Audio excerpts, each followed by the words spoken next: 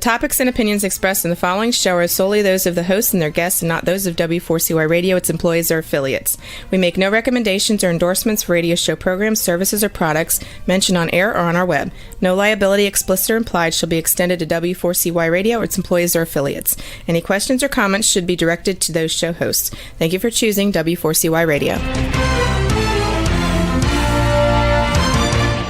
Welcome to the Ask the Expert show on W4CY Radio and Talk4 TV, where we bring you educational information from top local experts in the fields of legal, health, financial, and home improvement. Now sit back and listen to experts in family law, association law, hearing loss, business brokers, home care, along with many other topics. Now here are your hosts, Steve-O and Sophia. Hey, good morning, Tampa. Welcome to another Ask the Expert show, where we bring you Tampa's finest experts in the field of legal, health, financial, and home improvement. Today's show is brought to you by the law firm of Kemp, Rouge, and Green. They are a personal injury law firm representing most of Florida. They actually work in the areas of auto accidents, slip and falls, dog bites, motorcycle accidents, wrongful death. You can call them today at 727-835-8327. This is the last Monday of the month, which means we get the pleasure of attorney Debbie Baker. Good morning, Debbie. Hey, Steve. How are you? I'm doing well. I had a question, which I can't believe I keep forgetting to ask you. You've done a lot of coaching. Yes. I had a couple of people want to know, do you still do that? I do. Okay. So if they want to get with you, they can call you at your number 813-586-1332. Okay. Well, good morning to you with your smiley face. And I got to get some tail. Yes. And I'm going to do my best to not have him sit on me since I'm wearing navy blue and he sheds white. So I'm going to do my best to keep him. No. The cat is fine. I think my pastor. Oh, no, the cat is fine. Had a heart attack. Except that then I just have to change my shirt. So I'm going to do my best to keep him out of the picture. I don't know that I'll succeed, but we'll try. Well, listen, anybody who's a cat lover can be on the show anytime. We get so many new people every week, actually. So I hate to keep asking you this, but tell people about yourself and your firm. Okay. Well, let's see. I could give you the years and the day, but I won't. But I graduated from law school in 2015 on May 16th. So anybody who does numbers, they can work those numbers. And then I passed the bar. I took the bar in July of 2015. I passed it, which was a blessing. And I got sworn in October of 2015. I've been practicing for about 7.5 years. I do estate planning because it's a great way to be of service. To your question about coaching, there is a good bit of coaching involved in it, in helping people make choices that they're struggling to make. And the difference between coaching and law, which I get stopped on in coaching, it's easier to say to you, Steve, do you really want to do that? Or in law, it's more like, you might want to give that a little more thought. So those are a different tack, but there is coaching involved. I don't ever want to be in court, which is one reason I chose estate planning. There's never reason court if it's done correctly and nobody's yelling at you for doing the wrong thing, which hasn't happened and I assume will not happen. But the biggest reason is as I've said before, but it always bears repeating, is I thought about law school when I was younger, and it was never the right time. And in 2008, God told me to go to law school, which was startling to say the least. And but now was the right time. So actually, on August 22nd, it'll be 12 years since I started law school, and it was four glorious years. It wasn't easy. It wasn't that I graduated, magna cum laude or summa cum laude, whatever the top one is. But um, I loved the learning, and I loved. No, I don't know. I appreciated being pretty much the oldest person in the world by birth certificates, because I wasn't there to build a 40-year career or start a clerkship or work with a judge. I was there to learn and have fun. And I had both. I learned and I had fun. So we can say the Lord touched your heart. Yeah, he could. Well, actually, he smacked me across the head. But yeah, Okay. yeah, but whatever, however, you want to put it. I mean, it was pretty startling. It wasn't this cat, but the cat that was with me 14 years ago. She wasn't even in the room, so he couldn't be talking to anybody but me. And he did give me an out when I asked when, and he said, "Get ready." And that, I didn't know what that meant, but I did it. It took 32 months by the time I started. It was time well spent. It was a great learning experience, because you really learn that anything you want to do, you'll find time to do, and it just goes into your schedule. So that's where it started. How long ago did you start thinking about this before you actually went to law school? Well, let's see. The first time I was going to go to law school, I got accepted about 72 hours before classes started, and I just couldn't figure out how to work out the logistics, so I didn't go. Actually, I thought that wasn't terribly unreasonable. The second time I thought about going to law school, I spoke to somebody and said, "Do I have to take contracts and torts?" And they said, "Yes." I went, "Well, then I'm not going to law school," because I was older. The third time I thought about it, I did not. I went to Stetson here in South St. Petersburg and Florida, and I honestly didn't see them online. So the only part-time law school I found was all online, and would only allow me to practice in California, which I wasn't moving to California, so that was impractical. Plus, it was going to be $130,000, and it was all online, and I had no interest in that. So the fourth time is when it was the right time. I mean, it was the right time. God, he waited till the right time, and he said, "Go to law school," and I listened, and I went, and it really was glorious. Again, not easy. Wasn't the top of the class. Thanked him for curves for grades.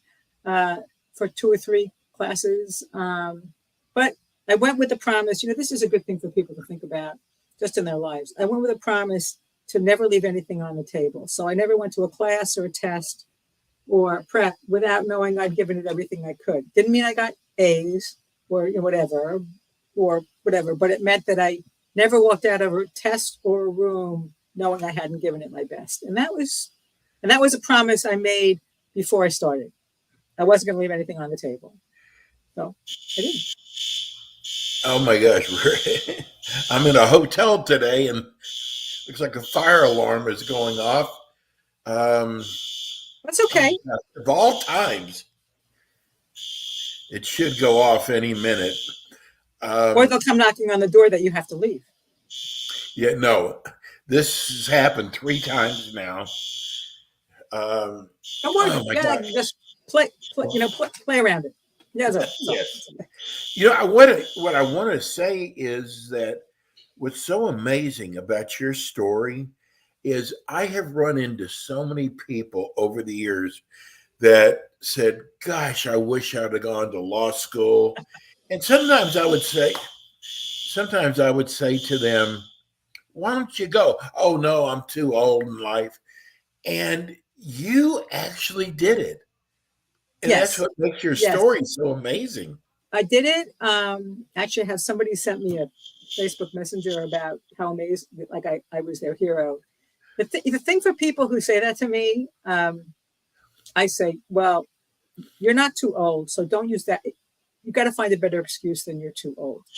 But the thing that I learned that's very humbling is I know 3 people who went back to postgraduate work, master's degrees, PhDs, law school, based upon the fact that I did it. And I didn't do it with the idea of inspiring anybody. and I'm very humbled by the fact that it was an inspiration. I also got that people told me how courageous I was. It never occurred to me as courageous. It still doesn't occur to me as courageous because it was a walk of faith. But I learned to stand in their shoes and go, yeah, I can get from your point of view, I can get where this was really courageous. So, for anybody who wants any kind of higher education or whatever, or learning, if you're working for somebody and you're waiting for them to send you to whatever it is, finish your BA, whatever. I used to coach. You're self-employed regardless of whether you're getting a salary. And if you want to do something, then find a way to do it. And if you're not going to do it, don't make yourself crazy because you're not going to do it. Wow. Well, let's get into the gut of the show, because you know what? There are so many people who we just assume know what a trust is, know what a will is, what a trustee is, but they really don't. And so I wanted to use today's show to, and again, I apologize for the bell going off, but I want to talk to, for example, which minor children, when they're involved, what is better, a trust or a will? Well, I'm sure there's a variety of opinion. I've come to the point of view that if you've got minor children, and I'm talking about, but you come to me when they're 16 or so, even then, to trust, because most people would not have trusted themselves with the equivalent of $50 when they were children. Right. I've met some who would. I wouldn't have. Okay. And you don't necessarily want children to inherit substantial amounts of money when they're 18 years old. My nephew was just recently telling me, he lives in Colorado, so I can't help him with this, but he's doing a trust. And he says, I'm thinking I can give full distributions at 25. I said, well, here's the thing. Your kids and you'll know them better, but 25 still sounds pretty young. So what a trust does with minor children is it allows you to set up a model whereby children will get certain monies when they reach certain ages, and you have somebody managing the money because they can't inherit till they're 18. So you choose somebody you really trust who's going to raise them and spend money the way you would, and you outline what they want. So for families, I just signed a new client last week who's got an 11-year-old and a 3-year-old, and we've been talking for 4 years, and he finally broke down and hired me. But because they have minor children, they really need the trust.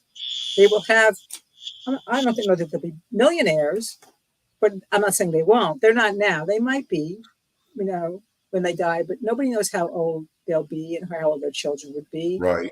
The other reason for trust, even if you've got a child who you already know is a special needs child, you've got a child with autism, you've got a child with some kind of physical impairment, you need a trust so that if they need to qualify for government benefits, you've set up a vehicle by which they can do it or keep that.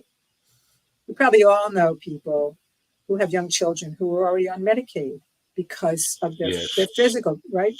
So you have to have a vehicle that maintains that benefit when these children reach adulthood, young adulthood, older adulthood, so that they don't risk losing those benefits even for a month. So that's another reason for a trust. Trusts are a good, certainly with the minor children, same idea. If you have a disabled spouse who might need a special needs trust, if you don't have minor children, but right now I've got a client who did a trust because her husband has dementia, and we needed to create in her trust special needs so that when she dies, the money goes into this special needs trust and he can qualify for government benefits if need be. So there are lots of reasons. If you don't have a lot of assets, you don't have young children, or you have responsible adult children. In Florida, you can do it all with beneficiary designations and a particular type of deed that passes your home onto somebody else. It depends. First thing I learned in law school from my civil procedure. When you get asked the question, just tell people it depends. But the one about minor children, trusts, I advise trusts when you've got minor children. What does What does a trustee actually do? Trustee is the one who gathers all the assets to be managed by the trust and then manages the distribution of the assets, whatever they be. So they would sell a home to help fund a trust for the children, let's say, okay? And then they manage how those get distributed. So right now I've got a couple where, I've got one where when the woman dies, because her husband's predeceased her, when she dies, two of her daughters will get a third of all the assets immediately. One of her daughters will get a certain amount per month for 5 years, and then the rest, because that daughter has not been responsible with money. So the trustee does that. They see that all that happens, and you have to set up a special bank account. It's a trust account. You have to file a tax return for it every year, or at least pay attention to what it earns. So it's depending upon the asset, the dollar value. It's not a difficult job, but there are definitely responsibilities that go along with being a trustee. We had your last show, and I asked him to call back today. Okay. And we're still kind of waiting. He had a question.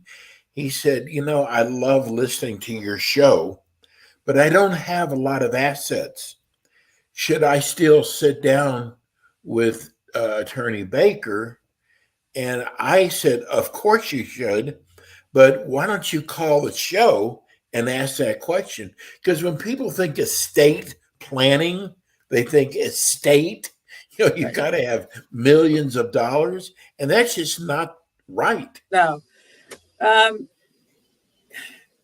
People find it hard, and I can appreciate this. They find it hard to get around that it's not a lot of money. So for the person, should they call back or not? Here's my answer to the question.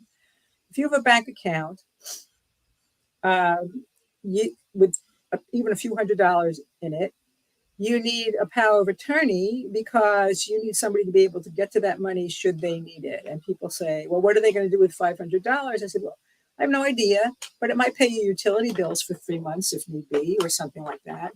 If you pass, it's no longer valid, but it might pay utility bills for 3 months. So that might be interested. You need a will because if you die, when you die, because we'll all die, when you die, if you have anything that you have not effectively designated to go to somebody, you have to go through probate. And you want something in place before the fact where somebody's been designated the representative of the estate, the executor, the personal representative. It depends upon your state. You need a healthcare surrogate because you want somebody to be able to make healthcare decisions for you if you can't. When people are married, the spouse can generally step in. I still think you need a document. But if you're single or you're living in a committed relationship without marriage, then you need to have that in place saying, Joe can act for me because the hospitals, the doctors, they need somebody named. And you need a living will, which is about your end of life. So people call me often to this person's question. They call and say, I have a living will. What else do I need? Well, a living will, they mean what they want to have done at their end of life. They don't mean a last will and testament.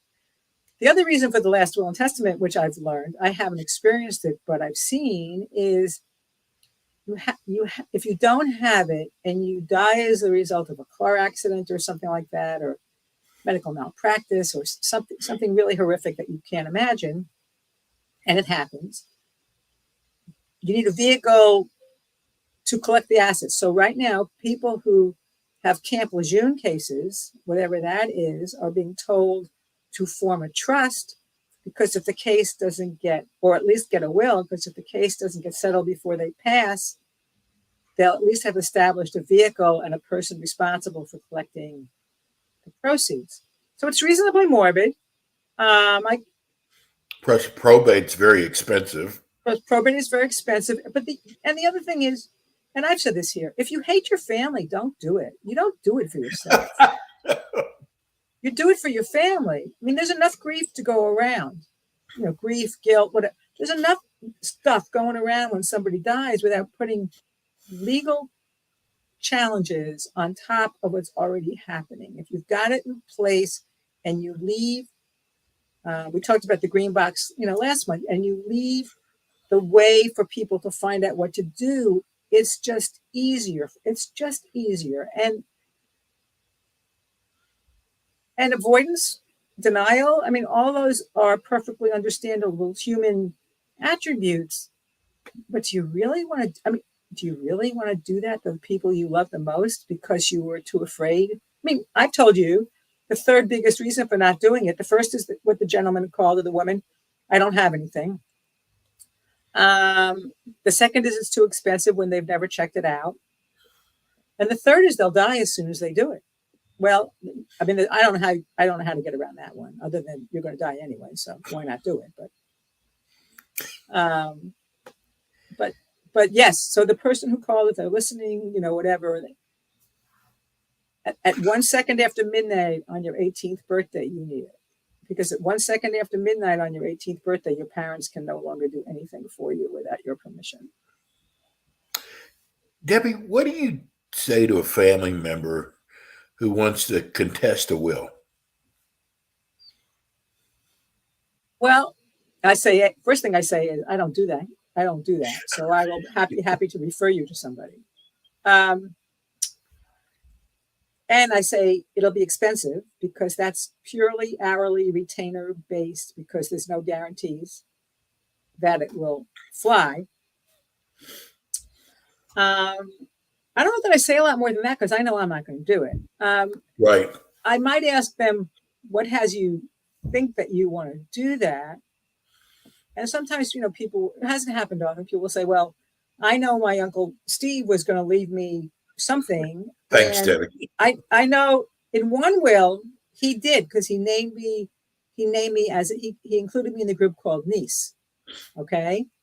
But when he did his next will, he named everybody and didn't name me. And I'm convinced his daughter exerted undue influence to leave me out. Well, that may be true. How are you going to prove that? So again, I go back to, I'm not saying you don't contest it. I'm saying you want to think about it because any attorney you call who might take this, you're looking at minimum, $5,000-$6,000 off the bat to get started.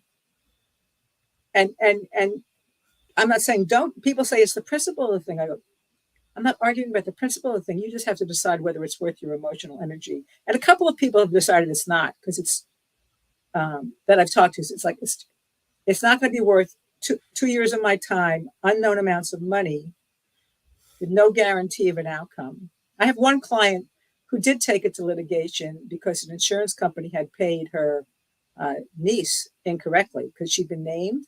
And I just said, but I don't do this. So she won. Took a year and a half.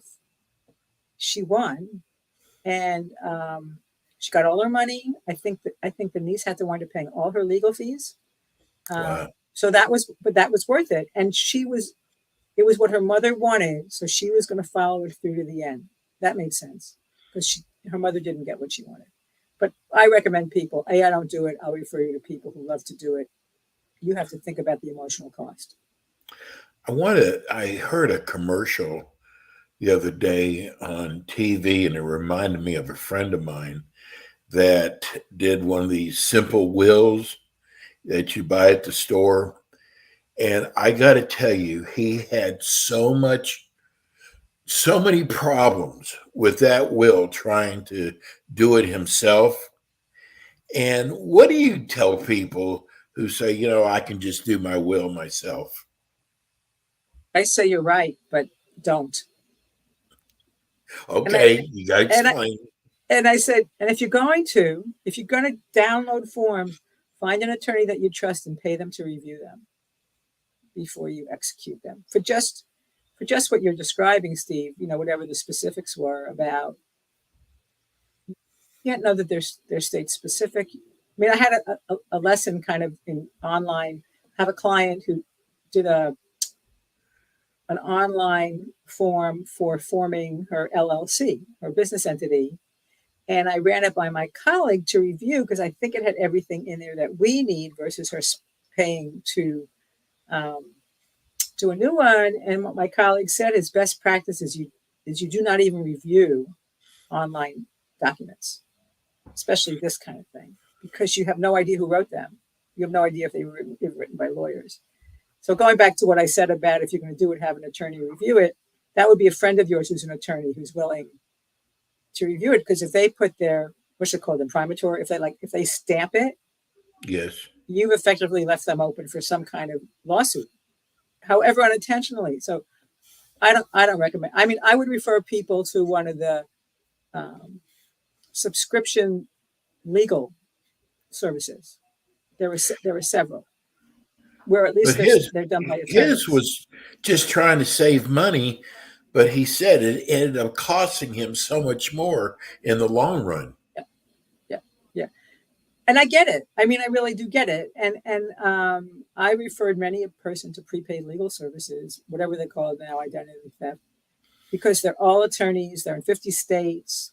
They do basic planning documents. I've had people who truly have no money. I mean, they have no money, but they can afford to join and get a lawyer to draft them and do them and have them executed correctly. And then they have something in place and it's legal. It's compliant with whatever state you're in. That's the word, whether you're in Tennessee or Kentucky or whatever, it would adhere to those rules. And you can be pretty secure that they don't do customized, but they do basic documents that you could take to your doctor or to your personal representative and do it. Doing them on yourself is real risky. Tempting, but risky. Well, we're coming to the end of the show, and this is probably my favorite question to always ask you. Because first of all, I know you're going to be totally honest, and I think you're one of the finest attorneys for many reasons when it comes to estate planning. Why should somebody retain your services? Gosh. Well, you don't want to, let's see. So as not to repeat what I said last month, for those who've seen this before, let's see. What would I tell you this month for why somebody should retain me? Well, we've got so many new people who tune in, who find the show. Okay. So last month, what I told you was because I make the process fun. Because when we take ourselves too seriously, we're in trouble when you're taking yourself too seriously. I think, I don't know that I don't know that any other attorney would tell you they make it fun, but I'm always willing to learn something I don't know. So if you ask me a question about like forming a business entity or how do I appoint guardians for my minor children or whatever, and you ask me something that I don't know, I'm going to find out and I'm going to get you counsel from people who work in that area or have experienced that area. And also when I make a mistake in terms of counsel, I'll be happy to call you back and say, what I told you last week, I've learned that I wasn't correct. So we're going to recant, and we're going to, either recreate a document or change a document we were working on because I had given you bad information. I've heard that that's really unusual. I don't know that, but I've heard that being able to allow that, whoops, let's try that again. It's not common in the world of. Can I tell you my thoughts? Sure. Because we've been working for well over a year, and the one thing that comes to my mind about attorney Debbie Baker is you really do care. And when it comes to estate planning, that is so important because you're dealing with so many different people, kids, adults, and it just, for the area that you've chosen to be in, estate planning, God could not have chosen anybody any better than you. I just want to tell you that. Yeah. First of all, you deserve it. I mean, because you really do care. And, I love where your heart is with the Lord. I think that's amazing. I want people to know, the ones who are listening on radio, have not been able to see the scroll that's going below on the TV version. So let's give everybody your phone number first. Okay. So the phone number is 813-586-1332. It's London Baker Law. It's londonbakerlaw.com if you want to look online. I look just like the picture on the website. I've been told I look just like the picture on the website. God, Debbie. And I don't care what state you're in, or if you call, I will talk to you. There is no charge for for that. It's part of the service. If I can help you make a choice, move forward, decide not to move forward, it's an honor and a privilege, and I'll be happy to have a conversation. Well, it's actually an honor and a privilege for us to have you as our expert on our show. Debbie Baker, attorney Debbie Baker, one of the finest estate planning attorneys in the state of Florida. We are so blessed to have her. Debbie, we will see you next month, and I'm going to add a second show for you because of that ridiculous fire alarm that went off. So we're going to have to plan for 2 shows next month, but you'll always have the last Monday of the month. And we're going to add an additional show. I hope we can do that to make up for today, because